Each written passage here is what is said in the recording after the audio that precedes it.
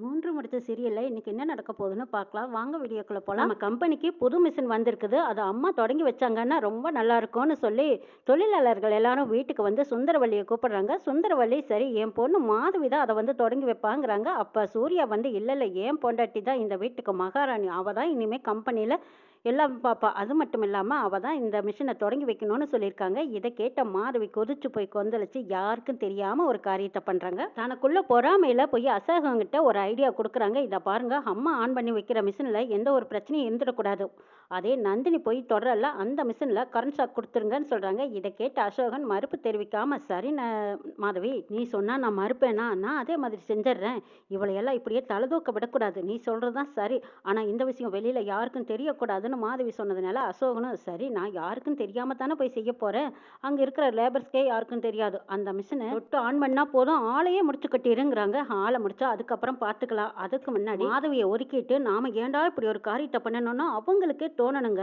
அந்த அளவுக்கு அவளுக்கு பெரிய கரண்ட் ஷாக் அடிக்கணும். அதுக்கப்புறம் அவள் உயிர் பிழைச்சு வந்தாலும் சரி செத்தாலும் சரி அதை பற்றியெல்லாம் எனக்கு கவலை இல்லை. இந்த விஷயம் நடந்தே ஆகணுங்கிறாங்க மாதவி. கண்டிப்பாக இந்த சம்பவம் நடக்கும் பாரு மாதவி அப்படின்னு சொல்லி அடுத்த நாள் போய் கரண்ட் ஷாக் கொடுக்குறாங்க. இதில் வீம்புக்குனே போய் இந்த சுந்தரவள்ளி அம்மா ஒரு மிஷினை ஆன் பண்ணுறாங்க. திரும்ப அமைதியாக இருந்திருக்கலாம். மாதவி போய் ஆன் பண்ண சொல்கிறாங்க. மாதவிக்கு முன்னே தெரிஞ்சிருச்சு. இல்லை இல்லை அதில் கரண்ட் ஷாக் இருக்கும் நான் போய் தொட மாட்டேன்றாங்க. இது தெரியாத சுந்தரவள்ளி அவளை மட்டும் நான் தொட விட மாட்டேன்னு நினச்சிட்டு போய் அவங்களே ஆன் பண்ணலான்னு போகிறாங்க. அதுக்கு முன்னாடி சூர்யா நந்தினி தான் போய் ஆன் பண்ண சொல்கிறாங்க. நந்தினி போய் கை பட்டதுமே அங்கே கரண்ட் ஆஃப் ஆயிடுது. அது ரொம்ப நல்ல நேரம்னு நினச்சிக்கலாம். இப்போவாது எல்லாத்துக்கும் புரியுதா இந்த நந்தினி கை வச்சானா விளங்காதுன்னு தெரியுதா அப்படின்னு சுந்தரவள்ளி ஆணவமாக பேசிட்டு தானே போய் அதை ஆன் பண்ணுறாங்க. சட்டார்னு அடித்த வேகத்தில் சுந்தரவள்ளியை கரண்ட் ஷாக் தூக்கி விசிறி எரிஞ்சிருது. சுந்தரவள்ளியும் போய் துப்புன்னு விழுறாங்க. அப்போ எல்லாருமே பதறி அடித்து ஓடி போய் அந்த அம்மாவை காப்பாற்றுறதுக்காக ஹாஸ்பிட்டல் கூட்டிகிட்டு போயிருக்காங்க. ஹாஸ்பிட்டல் போய் ட்ரீட்மெண்ட் முடிஞ்சதும் அந்த அம்மா கண்ணு முழிச்சு பார்க்கும்போது சூர்யா மேலே தான் பழிய போடுறாங்க. சூர்யா எவ்வளவோ எடுத்து சொல்கிறாங்க. ஆனாலும் புரிஞ்சுக்கிற நிலமையில இல்லை. சுந்தரவள்ளி ஆணவத்திலையும் அகம்பாவத்திலையும் ஈகோவிலையும் அப்படியே தலக்கண்ணை பிடிச்சி ஆடிக்கிட்டு இருக்காங்க. வீட்டுக்கு வராங்க. வீட்டுக்கு வந்து கூட அப்போ நந்தினி ஓடி போய் ஆரத்தி எடுக்கிறாங்க. அம்மா உயிர் பிழைச்சி வந்திருக்கீங்க எங்களுக்கு கிடைச்ச வரோன்னு சொல்லிக்கிட்டு போய் ஆரத்தி எடுக்கும்போது அந்த ஆரத்தி தட்டை பட்டார்னு தட்டி விடுறாங்க. சூர்யா எடுத்து உரைக்கிற மாதிரி நல்லா 4 கேள்வி நச்சுன்னு கேட்குறாங்க. ஏமா 2 மிஷினில் ஒன்று நீங்கள் ஆன் பண்ணுறதாவும் நந்தினி ஆன் பண்ணுறதாவும் இருந்தது. நீங்களே எதுக்காக போய் 2 மிஷினையும் ஆன் பண்ணினீங்க? ஒரு மிஷினை நீங்கள் ஆன் பண்ணிட்டீங்க. இன்னொரு மிஷின் நான் கரண்ட் ஷாக் கொடுத்துருந்தா நான் எதுக்காக நந்தினியை போய் ஆன் பண்ண சொல்கிறேன்? இப்போ எல்லாமே கூட்டி கழிச்சு பார்த்தா அந்த மிஷினில் கரண்ட் ஷாக் கொடுத்தது இது நந்தினிக்கு வச்ச ஆப்பு. இதில் நீங்கள் போய் வசமாக மாட்டிட்டீங்க. ஆனால் இந்த கரண்ட் ஷாக் கொடுத்தது யாருன்னு மட்டும் தெரிஞ்சது கண்டிப்பாக நான் தோலை உரிக்காமல் விட மாட்டேன் அப்படின்னு சொல்லிட்டு போகிறாங்க சூர்யா.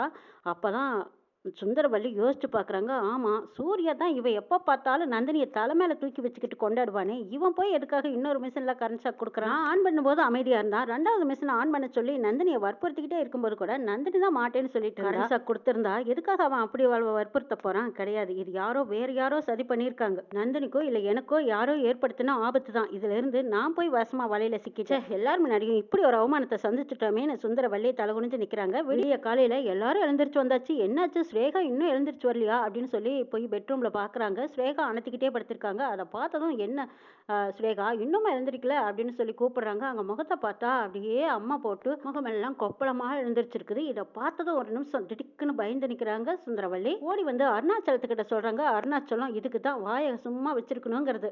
இப்போ பார்த்தியா தலைவலியும் வேதனையும் அவங்கவுங்களுக்கு வந்தால் தான் தெரியும்னு சொல்லுவாங்க. அதே மாதிரி நந்தினி உடம்பு சரியில்லாமல் படுத்திருக்கும் போது நீ என்னெல்லாம் பேச்சு பேசின இப்போ உன் பிள்ளைக்கே வந்துருச்சா அப்படின்னு கேட்குறாங்க அருணாச்சலம். இதை கேட்டதும் சுந்தரவள்ளி என்ன நினைச்சிட்டு இருக்கீங்க? நம்ம பிள்ளைக்கே நீங்க சாபம் விடுற மாதிரி எல்லாம் பேசுறீங்க. போட்டுருச்சுன்னு சொல்ற. இதுக்கு என்ன பண்ணணுமோ அதை செய்யாம நீங்க என்ன குத்தி காட்டுறீங்களா அப்படின்னு சுந்தரவள்ளி அருணாச்சலத்துக்கிட்ட சின்ன சண்டை போடுறாங்க. சரி சூர்யா வரட்டும் போய் டாக்டரை கூட்டிட்டு வர சொல்றேங்கிறாங்க. அப்ப அங்க சூர்யா வராரு. சூர்யா வந்ததும் என்ன விவரம்னு கேட்குறாங்க. ஸ்ரேகாவுக்கு அம்மா போட்டிருக்குதுங்கிறாங்க. அப்ப கை கொட்டி சிரிக்கிறாரு சூர்யா. அதான் நான் பார்த்தேன். எல்லாத்துக்கிட்டையும் திமிர் பண்ணலாம். சாமி கிட்ட போய் நம்ம திமிர் செல்லுமா? நந்தினிக்கு அம்மா போட்டிருந்த போது யாருக்கோ எவருக்கோங்கிற மாதிரி நீங்க கண்டும் காணாம இருந்தீங்க. எவ்வளவு கேவலமா பேசுனீங்க. டாக்டர் வீட்டுக்கு வந்தபோது கூட ரொம்பவே அனாவசியமா பேசி அனுப்புனீங்க. ஆனா இப்போ உங்க பொண்ணுக்குன்னு வரும்போது அப்படியே சுருக்குன்னு வலிக்குதோ. எனக்கிட்டும் டாடி இதை பத்தி நீங்க கண்டுக்காதீங்க. அவங்களே என்ன செய்வாங்களோ செய்யிட்டு விடுங்கன்னு சொல்லிட்டு போறாங்க சூர்யா. நந்தினி கிட்ட போய் இந்த விஷயத்த சொல்றாங்க. நந்தினி இதை கேட்டதும் பதறி போறாங்க. என்னங்க நீங்க ஏன் இப்படி எல்லாம் சிரிச்சிட்டு இருக்கீங்க? அம்மா போட்டிருக்குதுன்னா வீட்டுல நம்ம பத்தியமா இருக்கணும். அதுதான் முறை. சரி நான் போய் பாக்குறேன்னு சொல்றாங்க. என்னது உன்கிட்ட இவ்வளவு தூரம் எடுத்து சொல்ற நீ திரும்ப போய் அவளை பார்க்கணும்னு சொல்றியா? உனக்கு அம்மா போட்டு படுத்திருந்த போது அவங்க எல்லாம் என்னமா சொல்லி சிரிச்சிட்டு இருந்தாங்க தெரியுமா? பக்கத்திலேயே வராம நல்லா அனுபவிக்கிட்டனால சொல்லி சிரிச்சாங்க. நீ போகாதேங்கிறாங்க. இல்லங்க அப்படி கல் நெஞ்ச மனசோட இருக்கக்கூடாது அப்படின்னு மனசு கேட்காத போறாங்க நந்தினி. சுந்தரவல்லி பார்த்துட்டு ஸ்வேகா பசியோட துடிக்கிறாங்க. அப்ப மாதவி கிட்ட போய் இத பாரு மாதவி, மாதவி ஸ்வேகா உன் தங்கச்சி தானே, அவ பெட்ல படுக்கக்கூடாது, தரையில வெள்ளை வேஷ்டி விரிச்சு அதுல வேப்பிலை இலை மேல தான் அவ படுக்கணும், நீ அதுக்கான ஏற்பாடு பண்ணுங்கிறாங்க.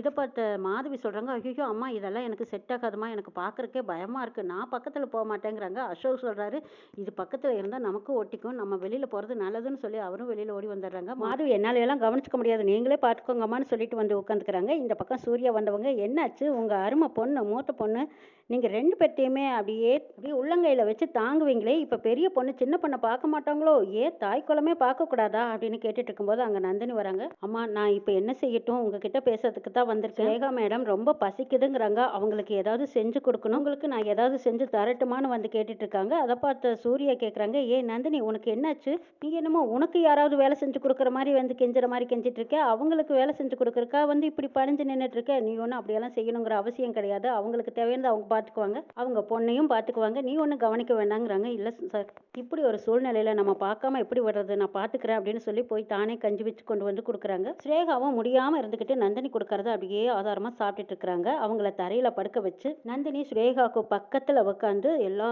சாமியும் வருந்தி பேர் சொல்லி சாமியா கும்பிட்டுட்டு இருக்கிறாங்க. ஏதோ சத்தம் கேட்குதேன்னு இந்த பக்கம் சுந்தரவல்லியும் மாதவியும் வந்து பார்க்குறாங்க. ஸ்ரேகா அமைதியா தூங்கிட்டு இருக்காங்க. இவங்க சாமியோட பேர் துதியா சொல்லிட்டு இருக்காங்க. இதை பார்த்த மாதவி சொல்றாங்க, இதை பாருமா இதெல்லாம் வெறும் நடிப்புங்கிறாங்க, உள்ள போனா ஒட்டிக்குன்னு சொல்லிட்டு சுந்தரவல்லியும் மாதவியும் வெளியிலேயே நின்று பார்த்துட்டு இருக்காங்க. அந்த இடத்துக்கு அருணாச்சலம் வர்றாங்க. என்னது எல்லாரும் வெளியில வாசல்ல நின்று பார்த்துட்டு இருக்காங்களே அப்படின்னு நினைச்சிட்டு சூர்யா உள்ள வந்து பார்க்குறாங்க. அப்போ ஸ்ரேகாவுக்கு பக்கத்துல நந்தினி சாமியை கும்பிட்டு சீக்கிரமா நல்லா ஆயிடணும்னு வேண்டிக்கிட்டு இருக்கிறாங்க. இதையெல்லாம் பார்த்து அருணாச்சலம் சுந்தரவல்லி கிட்ட சொல்றாங்க, இப்போவாவது நந்தினியை புரிஞ்சுக்கிட்டியா சுந்தரவல்லி, பெரிய பொண்ணு கிட்ட கூட போக மாட்டேங்கிறா, ஏன் உன்னாலையும் உன் பொண்ணை கவனிக்க முடியல, ஆனா நந்தினி தான் பாரு எப்படி பாத்துக்கிறாங்கிறாங்க. நீ நந்தினியை வேலைக்காரியா பாக்குற, அதுவும் தவிர எப்படியெல்லாம் திட்டி தீக்குற, ஆனா பெரியவங்க செய்ய வேண்டிய வேலையெல்லாம் இப்ப நந்தினி தான் பார்த்துட்டு இருக்கா பாரு. என்னதான் இருந்தாலும் சுரேகா இந்த வீட்டு பொண்ணுனதும் அவன் பாரு ஆத்மார்த்தமா சாமியை வேண்டிட்டு இருக்கா. அவளுக்கு இருக்கிற மனசு உங்களுக்கு யாருக்காவது இருந்ததா? சுரேகா உடம்புக்கு முடியாம இப்ப படுத்திருக்கா, ஆனா அவளுக்கு இந்த மனசு வருமா? நந்தினி முடியாம படுத்திருந்த போது சுரேகா எவ்வளவு தூரம் அந்த நந்தினியை அசிங்கப்படுத்தினா. நந்தினி இந்த வீட்டுக்காக எத்தனையோ நல்ல விஷயம் பண்ணிருக்கா, இப்பவும் ஏதோ ஒரு நல்ல விஷயம் தான் பண்ணிட்டு இருக்கா, ஆனா யாராவது மனசார அவளை வாழ்த்துறீங்களா, பாராட்டுறீங்களா? அப்படி ஒரு நல்ல மனசு உங்க யாருக்குமே வரலையில்ல. நீங்க எல்லாம் பேசுனது செஞ்சது இது எல்லாம் மனசளவுல தூக்கி போட்டுட்டு ஸ்ரேகாவுக்கு இப்படி ஆயிடுச்சுன்னு தெரிஞ்சதும் உடனே எப்படியெல்லாம் வருந்தி உட்காந்து அவளுக்காக நல்லது நடக்கணும்னு நினைச்சிருக்கா பாரு. இதுக்கெல்லாம் தாராள மனசு வேணும். இன்னொரு விஷயத்த நல்லா கவனிச்சு கேளு. ஸ்ரேகாவுக்கு அம்மா போட்டுக்குன்னு தெரிஞ்சதும் உன் மூத்த பொண்ணு மாதவி பக்கத்துல கூட போய் நிக்க பயந்துட்டு வந்துட்டா. ஒதுங்கி ஓரமா நிக்கிறா, நல்லா தெரிஞ்சுக்கோ. இந்த வீட்டு மாப்பிள்ள அவருக்கு வந்துருமேனு அவர் ஓடி ஒளிறாரு. நீங்க எல்லாரும் திட்டி தீத்தி கரிச்சு கொட்டின நந்தினி தான் இப்ப பக்கத்துல உட்காந்து அவளுக்கு பாங்கு பண்ணிட்டு இருக்கிறா. கொஞ்சமாச்சு நந்தினியை புரிஞ்சுக்கோங்க, இந்த குடும்பத்துல என்ன எப்படி நடக்கணும்னு தெரிஞ்சுக்கோங்கன்னு சொல்லிட்டு போறாங்க. சுந்தரவல்லி நான் சொல்றதை நல்லா கேட்டுக்கோ, இந்த வீட்டு மருமகளும் நந்தினி தான், இனிமே இந்த வீட்டை ஆள போறதும் நந்தினி தான் சொல்லிடுறாங்க. இதை கேட்டதும் சுந்தரவல்லி அவங்க திமிரா பேச ஆரம்பிச்சிட்டாங்க. என்ன சொன்னீங்க?